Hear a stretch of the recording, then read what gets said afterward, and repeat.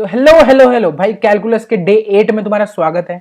तो भाई इस लेक्चर में ऐसा क्या कर रहा हूं मैं, पूरी स्क्रीन एम्प्टी है, टॉपिक का नाम नहीं है। तो भाई इस लेक्चर में डिस्कस करने वाले हैं कुछ इंपॉर्टेंट चीजें, जैसे कि क्या ग्रेडिएंट डिसेंट सिर्फ रिग्रेशन पे काम करता है? कैलकुलस मतलब क्या बोलते हैं, कैलकुलस और ग्रेडिएंट डिसेंट क्या क्लासिफिकेशन प्रॉब्लम में काम नहीं करते? बिल्कुल करते हैं। तो वही चीज हम आज देखने वाले हैं, क्योंकि वो भी काफी एक इंपॉर्टेंट एस्पेक्ट है। तो आज हम देख रहे होंगे एक नया लॉस फंक्शन जो कि अभी तक मैंने डिस्कस नहीं किया है, वो देख रहे होंगे। और सबसे पहले, उन सब चीजों से पहले मैं आपको एक चीज बताना चाहता हूँ कि पिछले लेक्चर में हमने जीडी डिस्कस किया था। ग्रुप डिस्कशन नहीं, ग्रेडिएंट डिसेंट। ठीक है, बहुत ही खराब जोक था, मुझे पता है। ग्रेडिएंट डिसेंट डिस्कस किया था, पर इसमें एक डीमेरिट होता है, वो हम डिस्कस करना भूल गए, तो हम आज डिस्कस करते हैं। ठीक है, तो वो डीमेरिट क्या होता है? सपोज करो तुम्हारा जो लॉस फंक्शन है वो कुछ ऐसा है, कुछ ऐसा फंक्शन है। तो अब देखो ग्रेडिएंट डिसेंट काम कैसे करता है कि तुम कोई एक इनिशियल पॉइंट गेस करते हो। ठीक है, एक इनिशियल पॉइंट गेस करते हो। सपोज ये पॉइंट को मैंने बोला x नॉट। ठीक है, इनिशियल पॉइंट तुम्हें गेस करते हो। उसके बाद ग्रेडिएंट डिसेंट क्या करता है, उस पॉइंट पे डेरिवेटिव कैलकुलेट करता है, उस पॉइंट पे डेरिवेटिव कैलकुलेट करता है। अब वो डेरिवेटिव क्या आ रहा है? पॉजिटिव आ रहा है। तो भाई डेरिवेटिव अगर पॉजिटिव आ रहा है तो इसका मतलब है कि तो मेरा जो अपडेशन रूल होता है x new equals to x old minus alpha times del. ठीक है, मतलब डिफरेंशिएशन समझ जाना है। तो डिफरेंशिएशन अगर ये टर्म मेरी पॉजिटिव आ गई, ठीक है, लर्निंग रेट तो पॉजिटिव होता ही है, मान लो 0.01 है, तो अब x नॉट में से कुछ चीज में कुछ एक अमाउंट माइनस कर रहा हूं। ठीक है, तो मतलब मेरा x न्यू, अब जो नया पॉइंट होगा वो मेरे पास कहाँ आने वाला है? वो इसके थोड़ा सा लेफ्ट साइड आएगा, क्योंकि मैं ये x एक्सिस है ना, इस तरफ इंक्रीज होता है। तो अगर मैं लेफ्ट साइड जाऊंगा तो कुछ डिक्रीज होगा, तो मान लो यहां पे कुछ पॉइंट आएगा। ठीक है, तो अब देखो, जैसे कि तुम और मैं हम सब देख पा रहे हैं कि इसका जो ग्लोबल मिनिमम है वो इस साइड है। ये क्या है? तुम्हारा ग्लोबल मिनिमम है। बट क्या ग्रेडिएंट डिसेंट ग्लोबल मिनिमम की तरफ जा रहा है? नहीं, वो अपने लोकल मिनिमम पे जाके स्टिक हो जाएगा। ये तुम्हारा क्या है? Local minimum. लोकल मिनिमम पे जाके क्या हो जाएगा? स्टक हो जाएगा। यही एक प्रॉब्लम है ग्रेडिएंट डिसेंट की। इसका एक कोई पर्टिकुलर सॉल्यूशन अभी तक आया नहीं है। अलग अलग एल्गोरिदम से जो अलग अलग तरीके से सॉल्व करते हैं ऐसे, बट ऐसा कोई पर्टिकुलर सॉल्यूशन नहीं है कि भाई ये सिलेक्ट करो हमेशा ग्लोबल मिनिमम आएगा। ऐसा कुछ नहीं है। जनरल केस में हम क्या करते हैं, डिफरेंट डिफरेंट पॉइंट्स लेके देख लेते हैं इसी कर्व पे। ठीक है, डिफरेंट डिफरेंट पॉइंट्स लेके देख लेते हैं कि किसमें ज्यादा मिनिमम आ रहा है, उससे हम सबसे ऑप्टिमाइज्ड वर्जन बोलते हैं। तो ये हमें दिक्कत पता चल गई, ग्रेडिएंट डिसेंट हमेशा ग्लोबल मिनिमम पर रीच करे ऐसा जरूरी नहीं होता है। It all depends on where it starts. ठीक है, तो एक प्रॉब्लम हमने डिस्कस कर ली। अब हम आज के लेक्चर पे आते हैं कि यार रिग्रेशन और क्लासिफिकेशन के लिए मुझे अगर यूज करना है ग्रेडिएंट डिसेंट को, तो दोनों में डिफरेंस क्या है? बहुत डिफरेंस है। रिग्रेशन और क्लासिफिकेशन में सबसे बेसिक डिफरेंस क्या होता है? सबसे बेसिक डिफरेंस होता है कि रिग्रेशन जो है वो कॉन्टिन्यूअस आउटपुट पे काम करता है, और क्लासिफिकेशन तुम्हारा एक पर्टिकुलर डिस्क्रीट आउटपुट पे काम करता है कि भाई येस या नो। ठीक है, फ्रूट क्लासिफिकेशन है, तो मान लो ये एप्पल है, सपोज एप्पल है, तो अब मुझे बताना है कि कोई भी फ्रूट अगर मैं मशीन को अपनी दिखाऊं, उसके पैरामीटर्स उसमें डालूं, तो उसमें आ जाए कि वो एप्पल है या नहीं है। और रिग्रेशन प्रॉब्लम क्या है कि सपोज तुम्हें हाउस प्राइस प्रेडिक्शन करना है, उसके लिए तुम्हारे पास सपोज दो तुम्हारे पास फीचर्स है। एक है तुम्हारे पास number of bedrooms, number of bedrooms.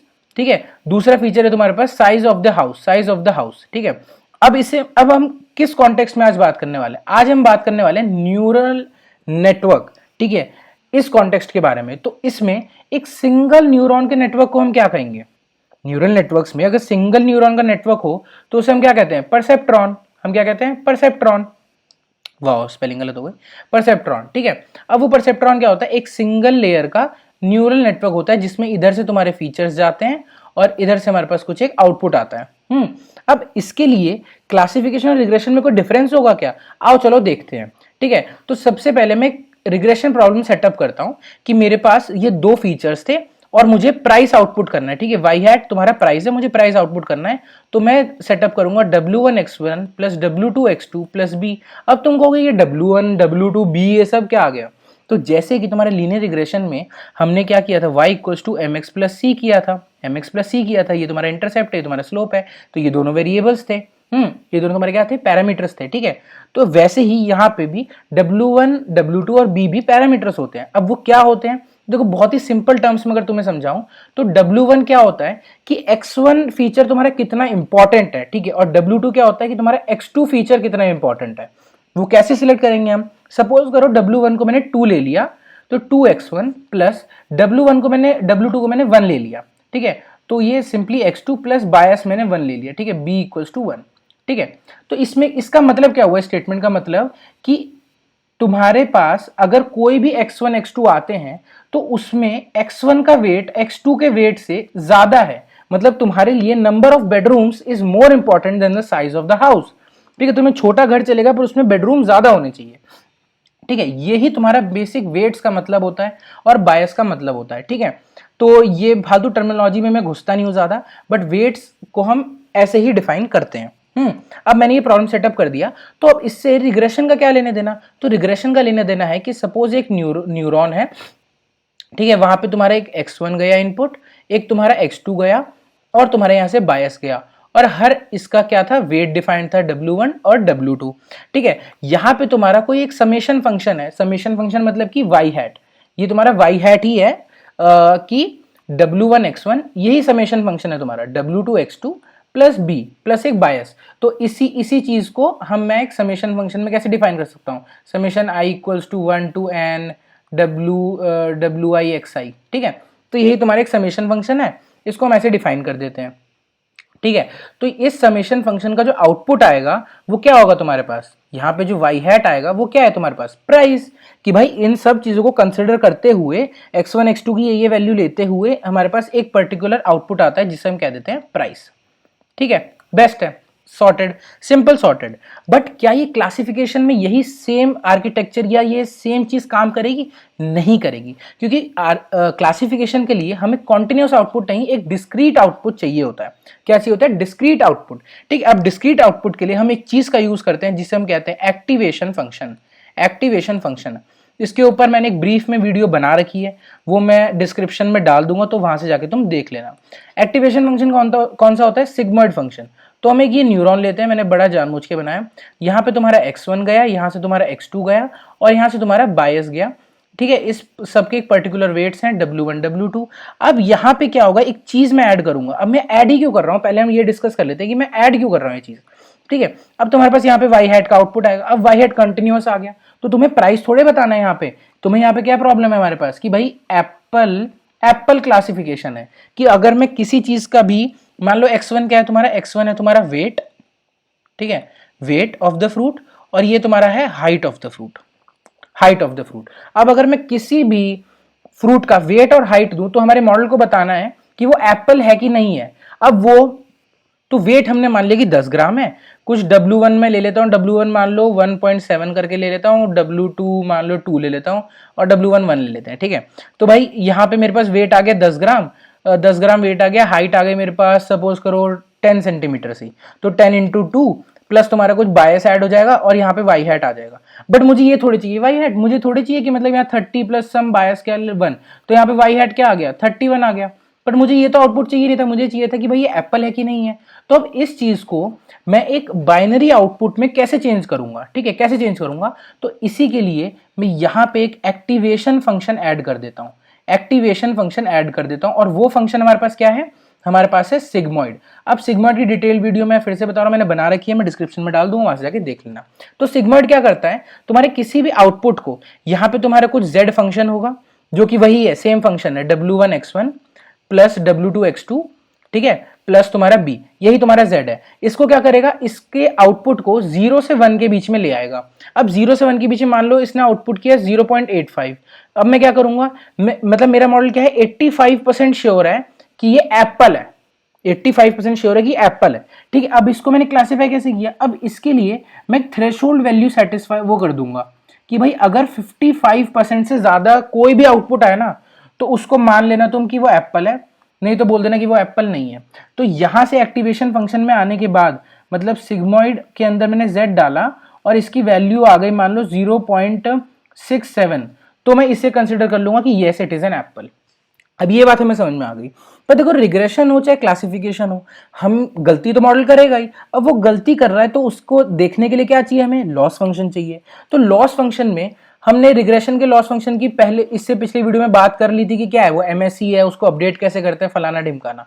इस वीडियो में मैं बात करने जा रहा हूं क्लासिफिकेशन के लॉस फंक्शन की, जिसे हम कहते हैं लॉग लॉस, जिसे हम क्या कहते हैं, लॉग लॉस। तो हम एक सेकंड में मिलते हैं। तो अब देखो, क्लासिफिकेशन में जो फंक्शन यूज होता है लॉस फंक्शन, उसे हम कहते हैं लॉग लॉस, जिसका फॉर्मूला तुम्हारे सामने लिखा है -y ln y hat -1 - y ln 1 - y hat, ठीक है। अब ये ऐसा क्यों है, तो तुम सिंपली वाई को 0 पुट करके देख लो या वाई को 1 पुट करके देख लो, तुम्हें समझ में आ जाएगा कि वेट्स कैसे डिस्ट्रीब्यूटेड है या फंक्शन क्या करना चाह रहा है, ठीक है। तो देखो इसका डिफरेंशिएशन मैंने तुम्हें करके दिखा दिया, क्योंकि इसमें दो फंक्शंस इन्वॉल्व है, वाई और वाई हैट, दोनों डिफरेंट डिफरेंट चीजें हैं। तो इसीलिए हम यहाँ पे क्या करेंगे, partial differentiation with respect to मैंने वाई हैट करा है, तो वाई हैट का डिफरेंशिएशन तुम्हें यहाँ पे ये मैंने करके रखा है कि भाई देखो ln ऑफ वाई हैट का क्या आएगा, 1 बाय वाई हैट आएगा, ठीक है, सिंपल। यहाँ पे ln of 1 minus y hat का 1 by 1 minus y hat, but यहाँ 1 माइनस वाई हैट है तो इसका भी डिफरेंशिएशन होगा, वो क्या आएगा, -1, ठीक है, -1। तो वही चीज यहाँ पे लिखी है, मैंने सॉल्व कर रखा है, तो हम देख सकते हो, ठीक है। तो ये हमने इंपॉर्टेंट चीज डिस्कस कर ली कि भाई रिग्रेशन और क्लासिफिकेशन में बेसिक डिफरेंस क्या है। रिग्रेशन और क्लासिफिकेशन में एक्टिवेशन फंक्शन किस में यूज होता है, क्लासिफिकेशन में। क्यों यूज होता है हमने ये भी देख लिया कि भाई क्योंकि हमें एक आउटपुट जो चाहिए वो एक डिस्क्रीट आउटपुट चाहिए, हमें कंटिन्यूस आउटपुट नहीं चाहिए, ठीक है। एप्पल है या नहीं है या किस क्लास को बिलोंग करता है, वो एक डिस्क्रीट आउटपुट होता है। अब अपन आगे चलते हैं। अब देखो यहाँ पे मैंने वही पॉइंटर्स क्या कर रखे हैं, नोट डाउन कर रखे हैं। अब इस लेक्चर की खास बात क्या है कि इस लेक्चर में तुम्हारे लिए है एक बहुत ही तगड़ा होमवर्क। वो होमवर्क क्या है कि तुम्हें बताना है क्लासिफिकेशन में ग्रेडिएंट डिसेंट कैसे लगेगा, ठीक है। अब मैं होमवर्क क्यों दे रहा हूँ, मैं यहाँ पढ़ा कि नहीं रहा, कि उसका बहुत बड़ा रीजन ये है कि यार देखो होमवर्क इज वेरी इंपॉर्टेंट तुम्हें खुद को चेक करने के लिए कि तुमने अभी तक जो भी पढ़ा है वो समझ में आया है कि नहीं, या तुमने जिससे पढ़ा है उसने ढंग से पढ़ाया है कि नहीं, दोनों चीजें जानना बहुत जरूरी है। तो यहाँ पे देखो सेम पॉइंटर्स हैं, दोनों में फंक्शन तो सेम ही रहेगा, ठीक है। लॉस फंक्शन हमारे पास डिफरेंट है, यहाँ पे हम एमएससी यूज कर रहे होंगे, और यहाँ पे लॉस फंक्शन क्या है तुम्हारा, लॉग लॉस हो गया, लॉग लॉस हो गया। यहाँ पे हमारे पास कोई एक्टिवेशन फंक्शन नहीं, क्योंकि जरूरत ही नहीं, क्योंकि हमें एक आउटपुट नॉर्मल वाला सीधा सीधा चाहिए होता है। यहाँ पे एक्टिवेशन फंक्शन की जरूरत है क्योंकि हमें एक डिस्क्रीट आउटपुट चाहिए, तो हम यहाँ से सिग्मोइड से क्या करते हैं, 0 से 1 के बीच की कोई वैल्यू आउटपुट करवाते हैं और उसको फिर हम एक येस या नो में चेंज कर देते हैं थ्रेशोल्ड सेट करके, ठीक है।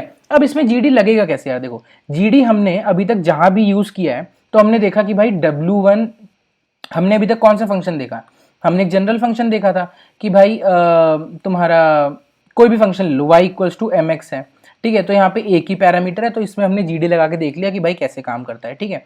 बट यहाँ पे तो मल्टीपल है, तो मल्टीपल के लिए क्या होगा, अब मल्टीपल के लिए जैसे कि तुम्हारे पास एक चीज के लिए अपडेशन रूल क्या था, x new equals to x old minus alpha times del J by del वो, ठीक है।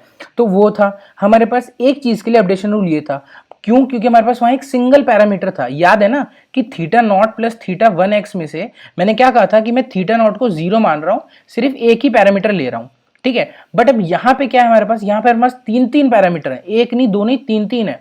कौन कौन से, हमारे पास W1 है, हमारे पास W2 है और हमारे पास B है। तो इन तीनों के रिस्पेक्ट में मुझे अपडेशन करना है, इन तीनों को अपडेट करना है, तो इन तीनों को अपडेट करने के लिए रूल भी तीन अलग अलग लगेंगे। तो वो रूल मैंने यहाँ पे लिख रखे हैं कि W1 goes to W1 minus alpha times del L by del W1, obviously del L by del W2 और del L by del B। अब देखो ये तो बहुत सिंपल है, हमने पिछले लेक्चर्स में जो जो पढ़ा है वही चीज है, बट जो मेन चीज है कि तुम ये तीन चीजें निकालोगे कैसे, तो मेन चीज है कि तीन चीज निकालोगे कैसे, इस चीज के लिए बस मैंने एक हिंट दे रखा है, वो हिंट मैं तुम्हें फटाफट बता देता हूं, ठीक है।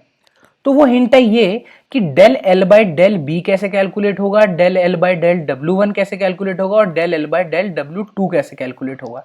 ये मैंने तुम्हें यहाँ पे बता रखा है कि del L by del B is equals to del L by del Y hat times del Y hat by del B, ठीक है। Similarly for del W1। अब ये मैंने ऐसा लिखा क्यों है यार, तो ये भी मैं तुम्हें समझा देता हूँ, मेरी तो रिस्पॉन्सिबिलिटी है भाई कि तुम्हें हर चीज क्लिस्टल क्लियर होनी चाहिए, ठीक है। तो मेरी रिस्पॉन्सिबिलिटी बनती है। अब देखो तुम्हें अगर del L by del B निकालना है, या सब छोड़ दो भाई, सब छोड़ दो, अभी तक हमने पढ़ा था dy बाय dx, ये क्या था, change in y with respect to change in x था, तो मैं निकाल पा रहा था क्योंकि मेरा y डायरेक्टली रिलेटेड था x से, ठीक है। तो ये सीधे सीधे फाइंड करने के लिए मेरे पास रिलेशन होना चाहिए, बट क्या तुम्हें यहाँ पे जितने फॉर्मूले लिखे हैं स्क्रीन पे उसमें से कहीं भी L और B डायरेक्टली रिलेटेड दिख रहा है, नहीं दिख रहा होगा ऑब्वियसली, क्योंकि रिलेटेड डायरेक्टली है ही नहीं। तो कैसे रिलेटेड है, L जो है तुम्हारा y डैश से रिलेटेड है, ठीक है, और y हैट से, और y हैट जो है वो B से रिलेटेड है।